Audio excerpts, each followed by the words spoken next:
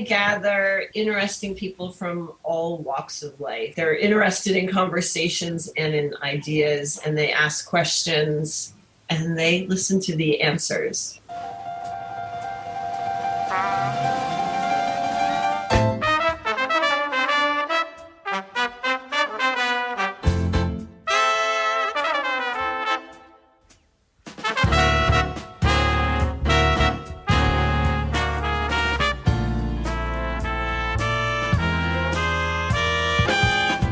Dave Bolger here, and welcome to Had I Known, an exploration of the Hamilton College experience.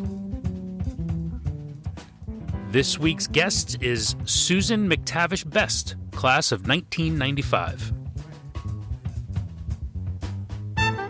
All right, to start, I want to thank the Hamilton Alumni Office for hosting Had I Known Live, the virtual event on Tuesday. It was a load of fun.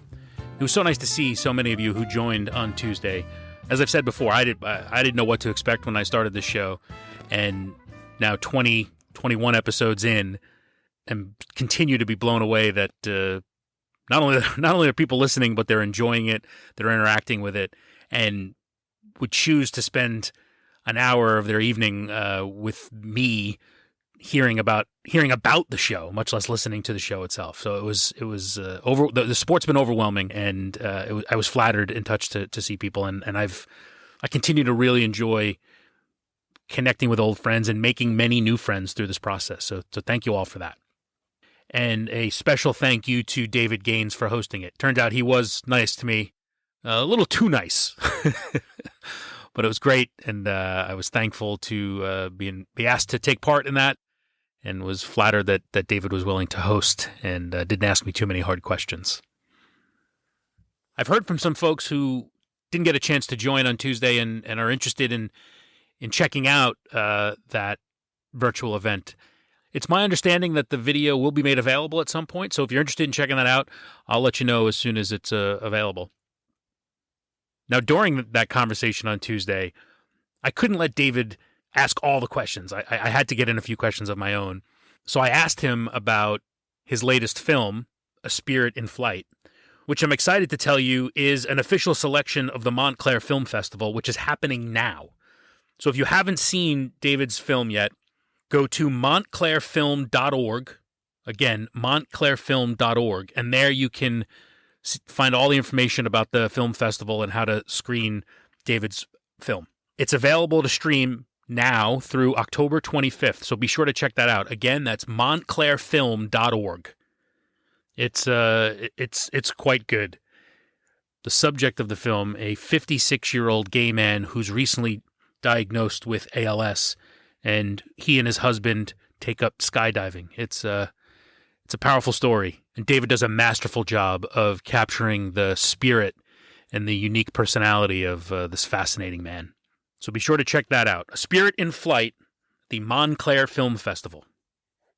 David and I did talk about the film back in episode 2. If you want to go check that out, hadiknown.buzzsprout.com. Again, hadiknown.buzzsprout.com. And let me tell you a little bit about Buzzsprout. Have you been thinking about starting your own podcast? If you have, now's as good a time as any to start, and Buzzsprout can help you do it. Whether you're looking for a new marketing channel to promote your business, have a message you want to share with the world, or you just think it would be fun to have your own talk show, podcasting is an easy, inexpensive, and fun way to expand your reach online. And while it can seem daunting to get started, all you really need is just some gear you have lying around the house, a quiet place, like a closet maybe, and Buzzsprout. Sign up with Buzzsprout, and they'll help you get your show listed in every major podcast platform like Apple, Spotify, Google, Amazon. The list goes on and on. You'll get a great-looking podcast website, audio players that you can drop into other websites, detailed analytics that tell you how people are listening, and tools to promote your episodes, and a lot more. Podcasting isn't hard when you have the right partners, and the team at Buzzsprout is passionate about helping you get started. Join over 100,000 podcasters, like me, who are already using Buzzsprout to get their message out to the world. Following the link in the show notes lets Buzzsprout know we sent you, gets you a $20 Amazon gift card if you sign up for a paid plan, and helps support our show. So get your podcast launched today with Buzzsprout. All right, let's get into this week's episode. So when I talked to John Werner, one of the things he said to me was a big part of his career path and really life path has been collecting interactions and experiences with interesting people. And that is most definitely true of this week's guest, Susan MacTavish Best.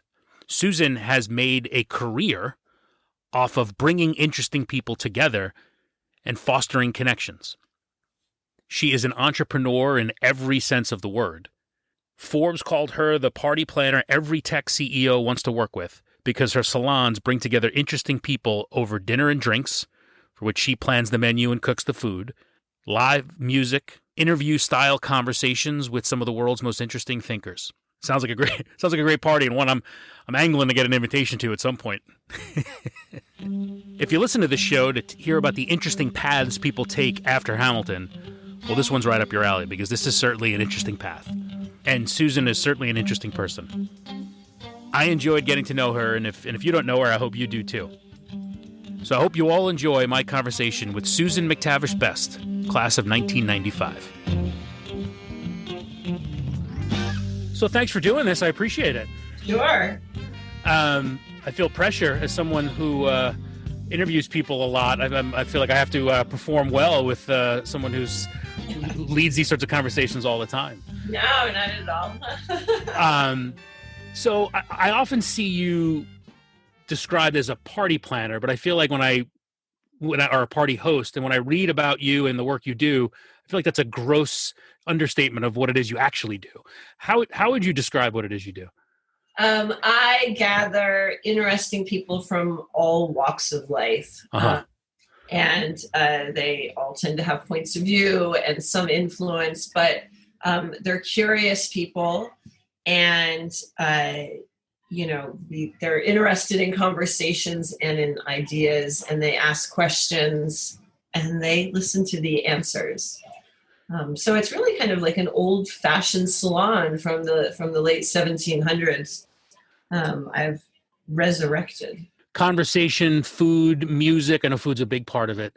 How this pandemic is doing a number on that sort of event. How you doing? This is not a time to start that kind of business.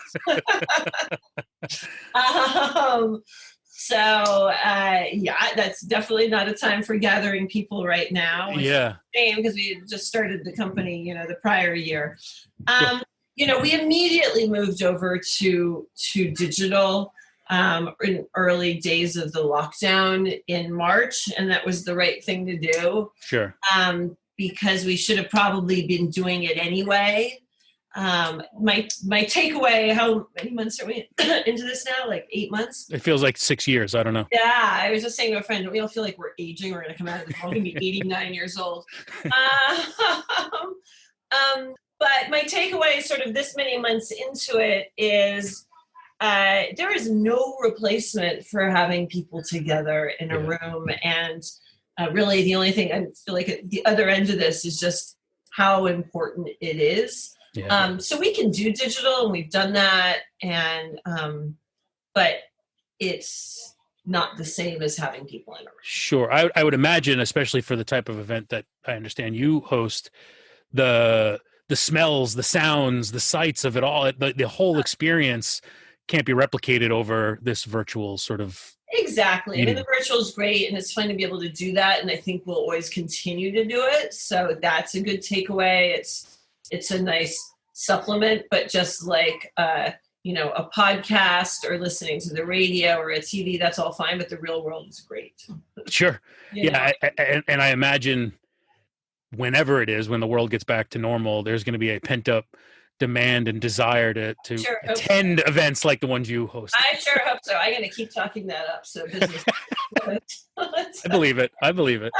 I mean, it just for how many times I see a neighbor walking past my street, hey, wait, stop and talk. We're craving these, human connections.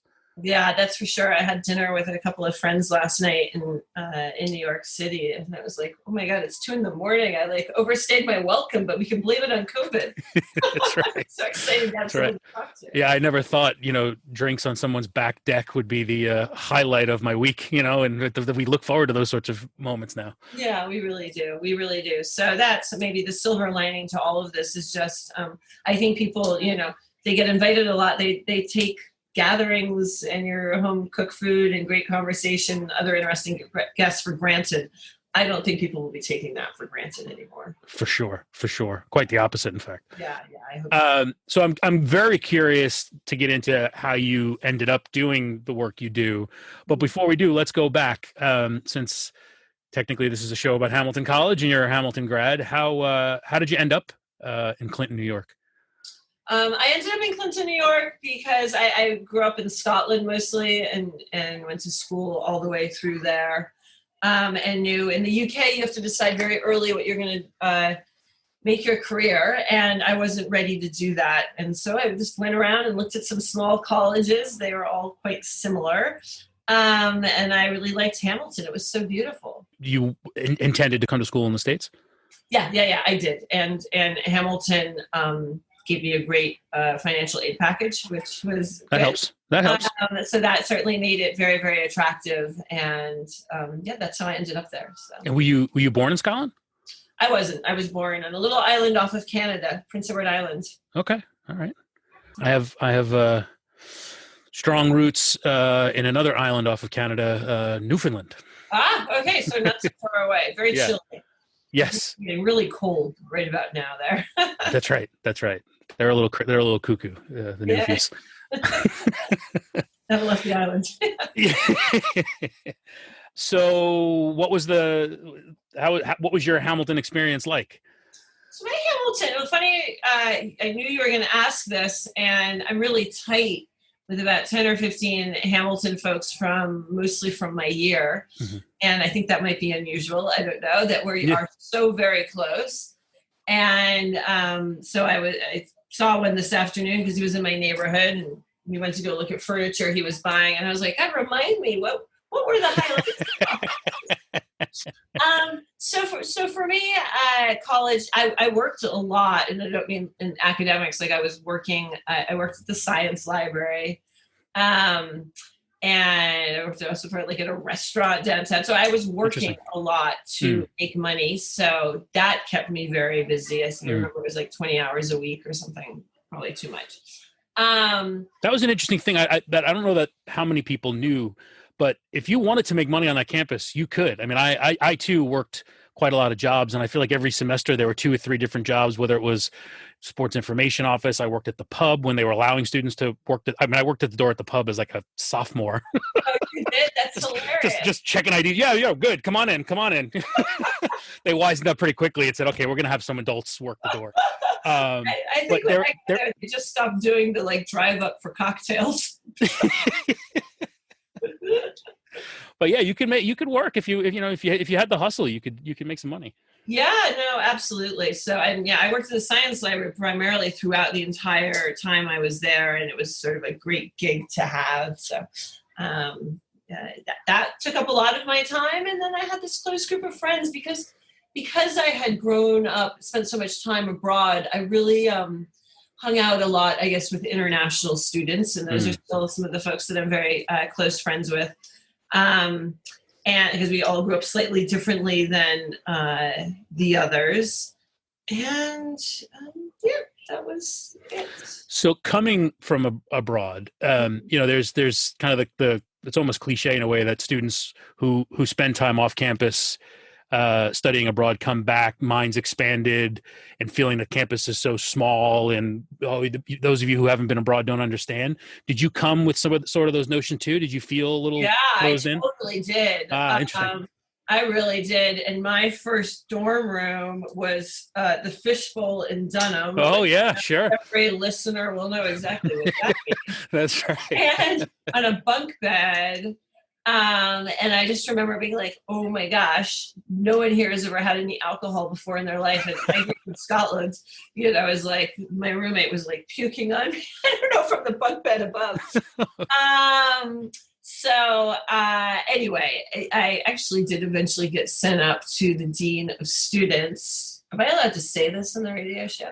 Yeah, absolutely. I was. They're not going to take your diploma away. Don't worry. Okay. There is, of course, the cider mill downtown in New York, and that seemed very ye old Americana to me, having come from Scotland. And so I would go down there, and of course I didn't have a car, and I would bring back that lovely apple cider, and then I would leave it in the sun in the window to brew it into hard cider. And yeah, I think I was there the first year. We all had to come with the Apple computers.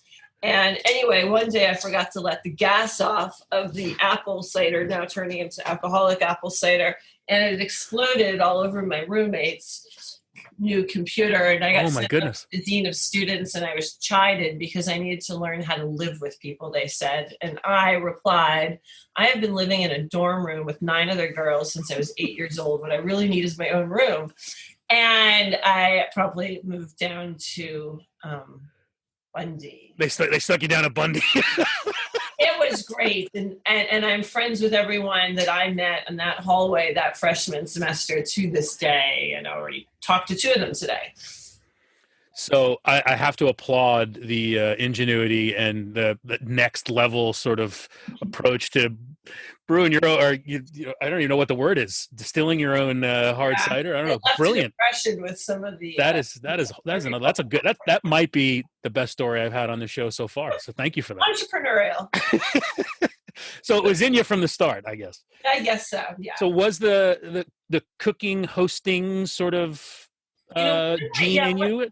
I think it was a little bit beforehand, but also in my junior year, I went away my junior year at Hamilton. In the summer before that, I went and worked, all because of the Hamilton Career Network. I went into the Career Center, and I was like, I can't spend another summer at home. That's not going to work out for anyone. So I was like, where are there jobs really far away? And I found a job in Northern California on a farm, like a kids camp and a farm, organic farm. I was like, wow, that is really different from anything I know about. Apparently, I think they're going to wear Birkenstocks and stuff there. And I got a job there, and it was an hour down a dirt road at this farm, Emmondale Farm. And we had about 60 guests there, and we had to cook for them 3 times a day. So it was a long way from a supermarket. So I learned how to cook and grow food there 3 times a day. So interesting. Yeah. And you enjoyed it. So that was something that stuck with you. Yeah, I enjoyed it. When I left Hamilton, I moved back out to California. I loved it. And after that job, I put $100 in a B of A account, which I still have, promising myself I would move back. And I did. And my first job, I couldn't get a job initially, but after 3 months I did. So what did you want? What was was there a plan? Did you I thought I wanted to be a journalist, but I graduated in 1995. And I guess I can't really recall, but I think it was a kind of a bad time to get a job. But it's always a bad time to get a job when you're a college graduate. Not so good right now, I don't think. Yeah, not so good right now. And I got a job at an advertising and PR agency. It was really when Silicon Valley was just taking off in the 90s. Sure. And I did that for a year. I hated it. But I liked tech. And I wanted to learn how to make games for girls, to learn how to code. And I went back to school at night. And I quit my job at this PR agency. I took some of the clients with me. And then I went back to school at night. And all of the PR, so I started a small PR agency pretty young, like I was 23. Wow, yeah.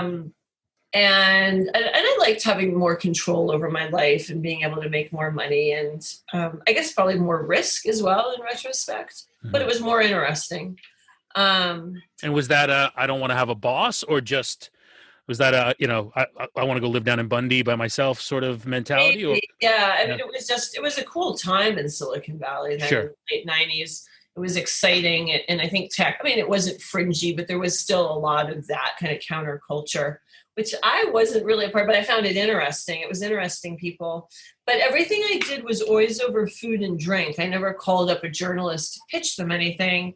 Instead, I created an environment that I think that was filled with interesting people and good smells, and the vibe was nice. And that's sort of like probably good advice for any student or anyone, that works for anything, for business development. If you're whatever it is you might be, whether you're a banker or an entrepreneur, being able to gather people in a warm environment and people from all walks of life is going to do your business very well. If you build a relationship, make a personal connection, it makes all the difference. Yeah. It's a way to influence people. It's a way to, I talk to my teams all the time. I mean, we get so wrapped up in technology that everything's an email or a text message. And I think it's all about personal connection, right? Absolutely. Absolutely. Yeah, I agree. So you started making connections, doing things over drinking dinner. And how did that turn into saying, I'm going to host people and do this forever? Yes, I ran a PR agency for many years, about 20 years. And most of it was all over food and drink.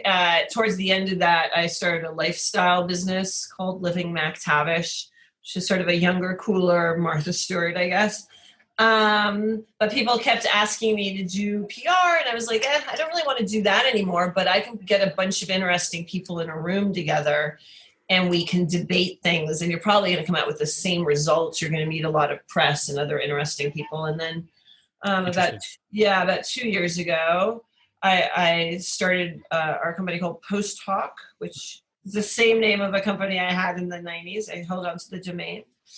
And that's all. What was that? Was that a PR business? What was that? No. The initial build. No, it was one of the first online guides to San Francisco. Oh, interesting. Yeah, I went back to school to learn how to code for girls, like games, but I didn't do that. I actually started one of the first online guides to San Francisco, which I did on the side. So then, I was like, no one else is like hosting these intimate sorts of salons. And they're a little addictive. Once people come, they love it. And it becomes a big part of their life because they're meeting all of these other interesting people. And I, as the host, I'm giving something of myself to them. I made food for them, which there's something about, eating food that's homemade by someone that people are much more open.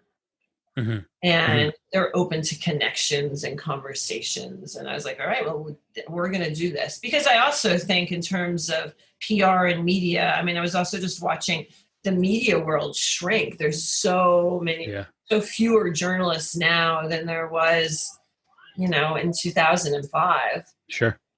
So as a PR firm, it just means you have fewer and fewer people to be pitching a story to. It's a lot more pay for play. Yep. And it was just also not so interesting to me.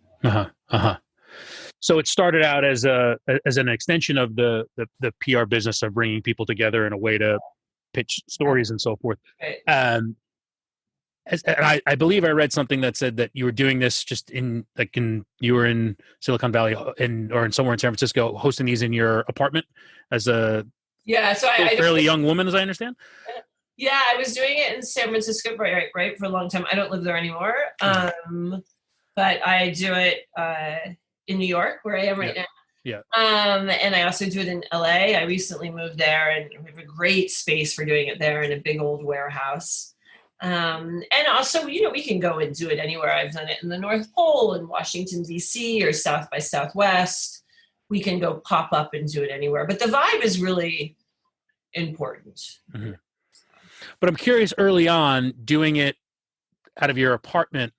I mean, when I was in my first apartment as a 20-something, I wasn't comfortable having many guests because it A, wasn't very nice, and B, probably not so tidy. I didn't care. I don't know. Actually, and I look back on it, and I remember my mother saying this to me. She was like, these will be some of the funnest times of your life in your 20s when you're having these dinner parties squeezed into a long apartment, and you've got gazillionaires next to a 22-year-old student next to an attorney, and people would have to walk down the table to get to the far end of the table, and my neighbor downstairs is a good friend of mine. And so when you had a second cocktail, you would go downstairs and then we would set up the tables upstairs. And I didn't care. It never occurred to me that anyone else would care either. And I imagine that's part of what the charm of it was. Fancy, and I just don't worry about people judging me on things like that. I could care less. And how does early on and even now, I guess, is there a curation of the guest list? Yeah, absolutely. I mean, I'm always, one thing I was just talking to someone not 20 minutes ago about one of the things in COVID that I'm sure you might agree with and your listeners is that we're not meeting new people. Mm-hmm. And I didn't realize how much I enjoy that, the stimulation intellectually of meeting new, interesting people. I don't need to meet a ton of new people, but I like meeting some new people. So yes, I can't remember what your question was. Your curation of your guest list. The curation of the guest list. Yeah. So it is very curated. Yeah. And how do you, and how do you decide? Do you try to play games of this person? I think if I make this connection with these two people, like is there a process? How do you determine what makes a good guest list? Yeah, there is a little bit of that. I mean, most people get invited to everything and they come if they can. It's sort of how actually I ended up doing it. But I sort of know why people should speak to each other. Got it. I tend to know that. And all sorts of things kind of blossom out of it.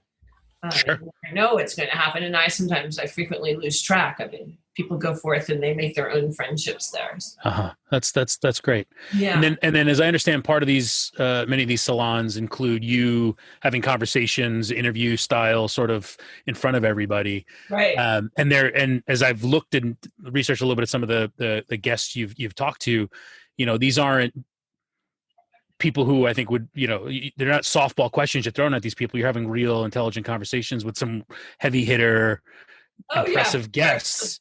So you're cooking the meals, you're pulling all together, and then you also have to prep for the conversation. Right. Yeah. How does that work? That's fun. I like it. I think I like this. It's a little stressful. It's full on, right? You got 100 people coming, you're cooking everything from scratch.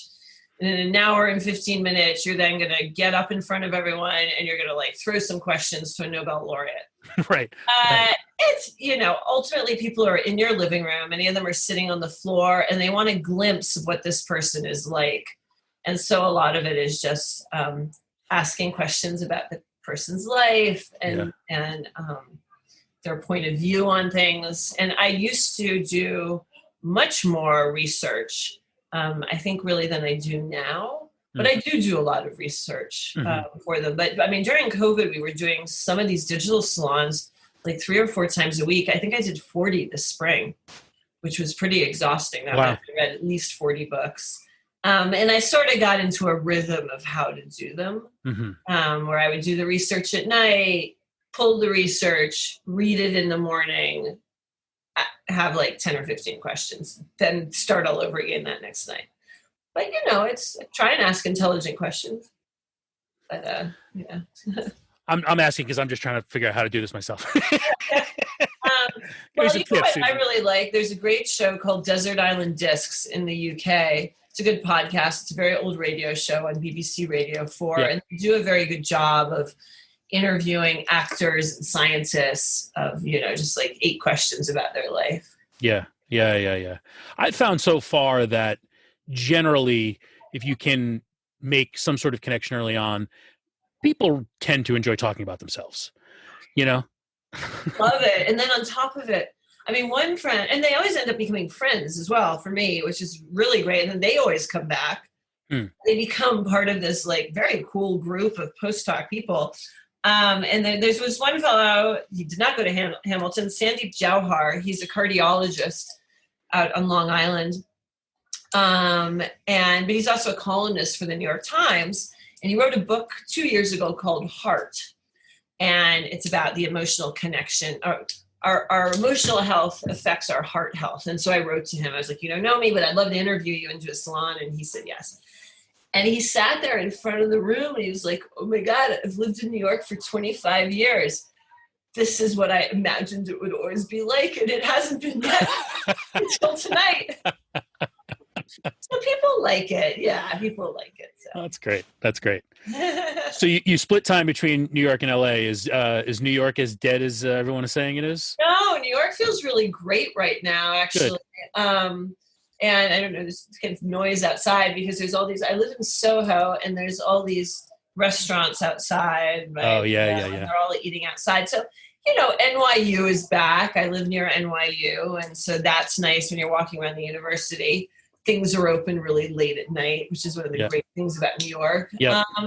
There's not a child to be seen in New York. Everyone's had to move to the suburbs for education. Yeah. But it feels okay, and I'm bullish on cities, or I'm bullish on this city. Good. Be quiet for a while, but people want to come to cities. They want to make money in cities. Graduates of Hamilton College want to go, work of course. at Saks. They might not go do that this year, but they'll want to do it next year. They want to be near things that young people want. Yeah. Culture. Yeah. So I'm bullish on the city. I think a lot of people were up until up until this pandemic. It was all you heard about was the urbanization of America, and cities were thriving, and that's where everybody was going. I think a lot of that has come to, at least, I don't know if a screeching halt, but a screeching pause. For sure. Yeah. And it's a shame. I mean, I grew up on Long Island and lived in New York for years. In fact, when the world is normal, I commute to New York 3 days a week from the Boston area. And just reading the demise of New York, I couldn't believe that it was entirely true. Yeah, I mean, it's just a pretty lousy time everywhere right now. I Right, can tell you San Francisco feels a whole lot worse than New York feels. But let's see how New York feels in February. San Francisco is going to be sunny and warmer. So right, exactly. And LA is so spread out. It really, I think for all of this, it's very much zip code by zip code and where you are. Yeah, my experience. I lived in LA for a couple of years. My experience was having come from the East Coast. You're in a bubble just being in LA because the rest of the world is happening 3 hours ahead of you. So by the time you emerge at night, the rest of the world has stopped. Then every neighborhood you're in is its own little bubble. I lived on the West Side, in Mar Vista, so it was its own little bubble. It's just bubble upon bubble upon bubble. Sure, yeah. I live in a very remote area of LA, and itself is its own bubble. I live in an industrial area. So I didn't sense much of a difference when you go outside because it's dead at night and it's like food trucks and stuff during the day. But I've also spent a lot of the pandemic. I rented a surf shack way up in Northern California. And I thought, wow, this is really a good time to go fully back to nature. So that has been a really great experience. And is that this cabin I see you posting on social media? Exactly. That fabulous place? Yes. Yeah. The surf shack, the off the grid surf shack. So that's been I feel very fortunate about being able to do that. I went and renegotiated all my rents. So it's the right time to go do that. But so I don't know. I mean, I guess for students listening, you can always go negotiate to try and get the life that you want. And I was like, wow, I do not want to be in these very urban areas right now. It just doesn't feel healthy mentally or physically. Yeah. And I was like, okay, how am I going to do that? So I went and renegotiated and did it. Yeah. What this surf shack you're talking about? Yes. It's learning all about you. It doesn't surprise me that it looks like it's out of a magazine, or at least should be in a magazine. And if anyone wants to follow, we have a new Instagram called @CoastalRidgeCabin. It does look like it's out of a magazine. Was that your doing, or was it? No, I literally found it. I don't know if you've ever used this, but I used Hip Camp. Okay. Which is, I just decided in July, I was like, I gotta go camping by myself and my dog. And I was up in this area in Northern California, and I was like, oh, I really like this area. What else is up here? And I found this shack on there. I was like, oh, this looks like it's got a great vibe. And so now we're, making it a little bit nicer inside with the owner, who is certainly an artist. And we're making it even cooler than it was. So you're making it famous. Maybe we'll see.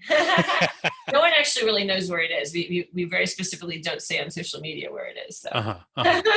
Will there be a post hoc event there at some point?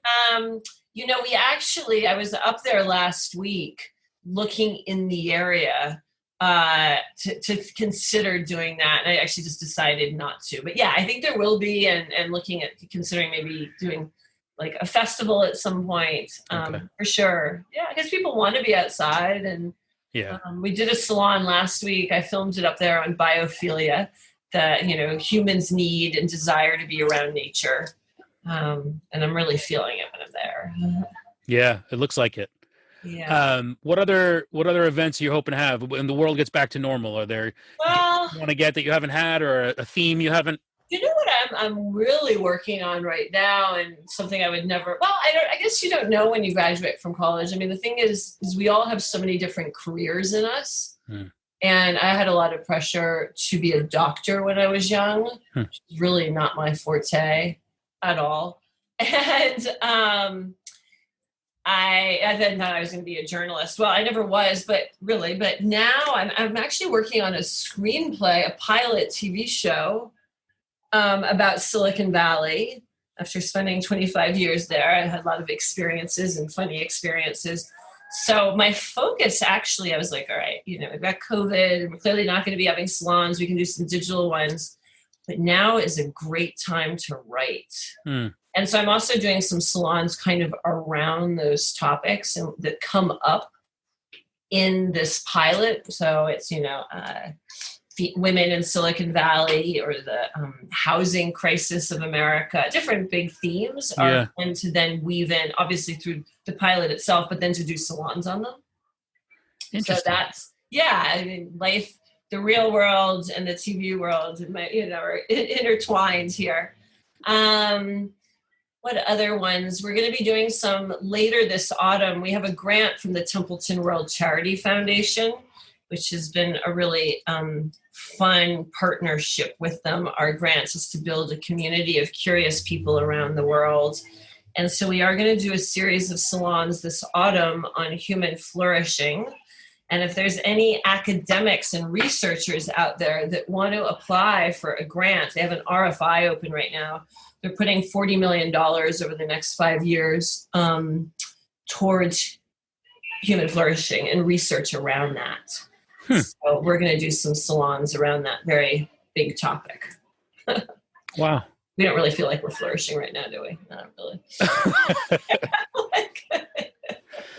So how does something like that come together? So how does is it just you're out talking to people and then you get connected with the foundation and they want to do something, or?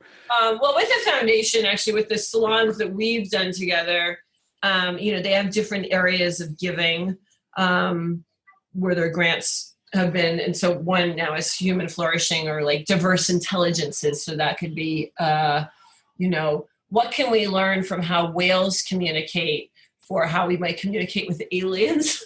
Or what can we learn from like dog intelligence? So then we'll do a salon on that. The president and I will do it together, and we'll interview, probably some of maybe their grantees or some well-known scientists.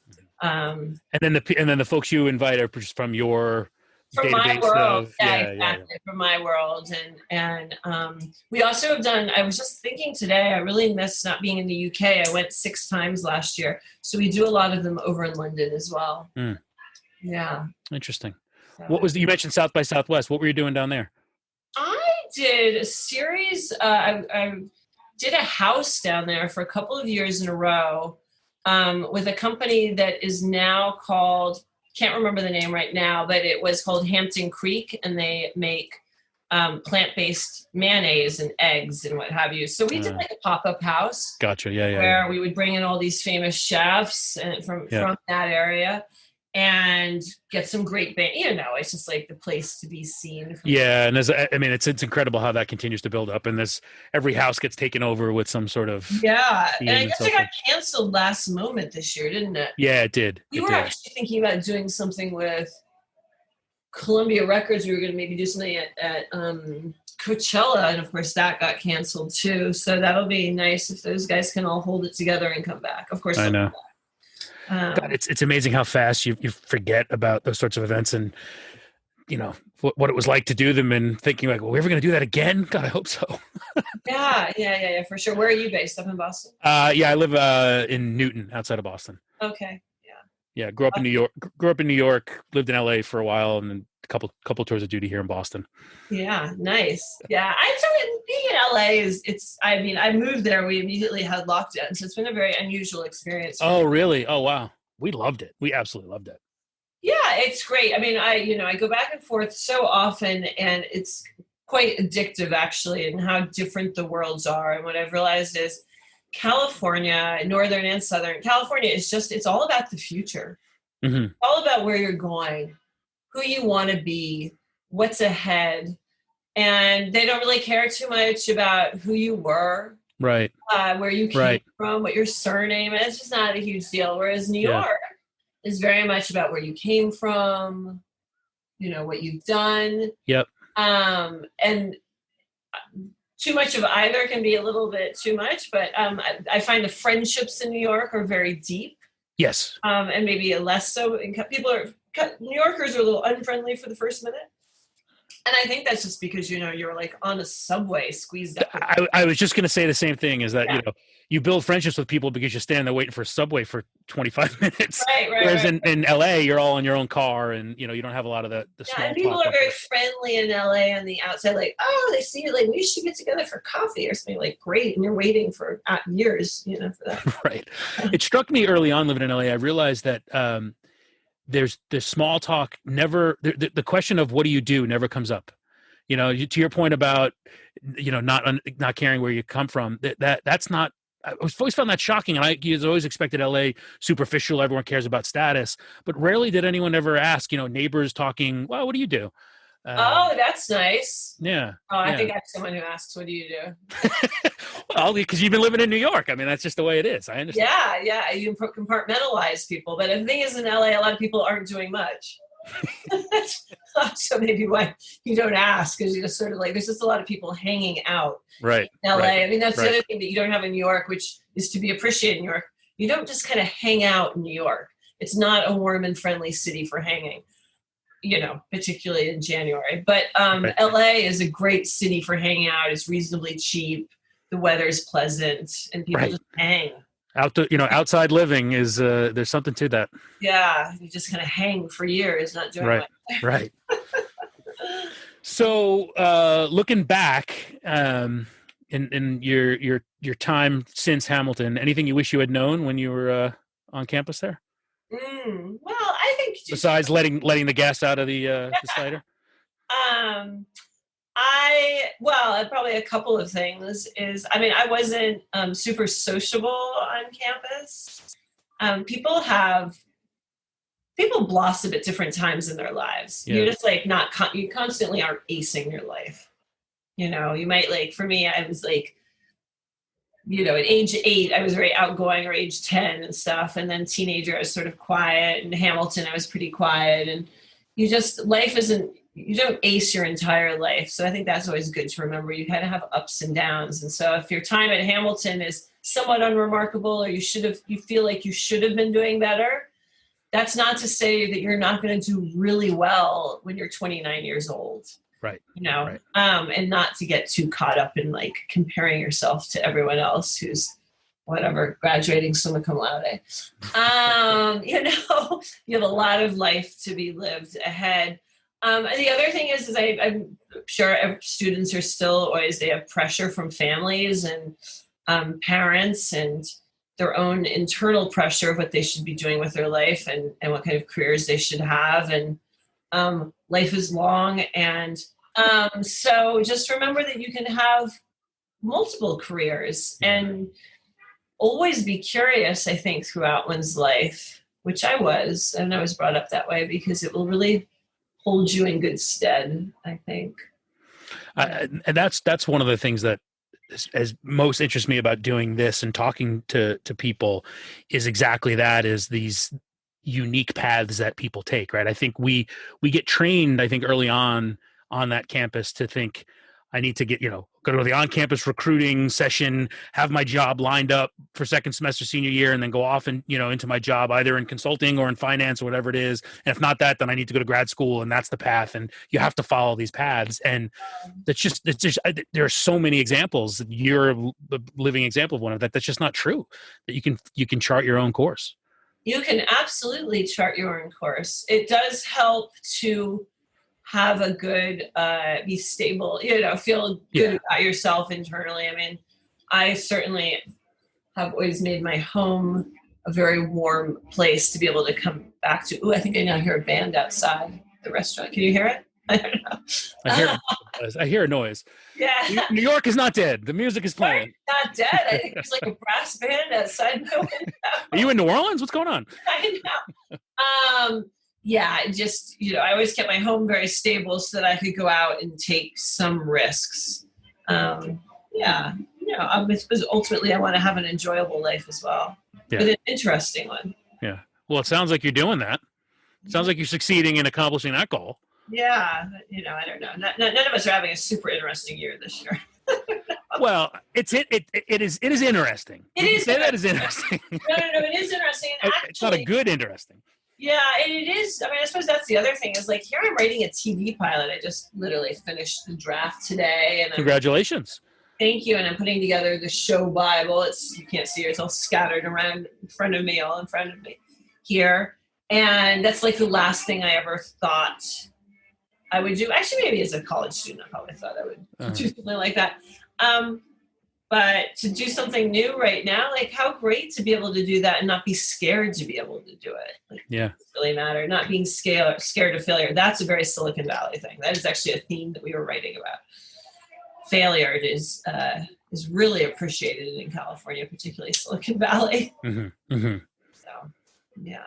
You feeling good? You feeling good about the draft? I do feel really good about it. Yeah, I do feel very, very, very good about it. So Good. See how it is. It's a good, big kind of a wire / Black Mirror for Silicon Valley. Ooh, that's a good pitch. It is a good pitch, I hope. Yeah, we'll see. It is a good pitch. I could never understand why a serial killer never used a platform to taunt the public and press about where the next bodies would be.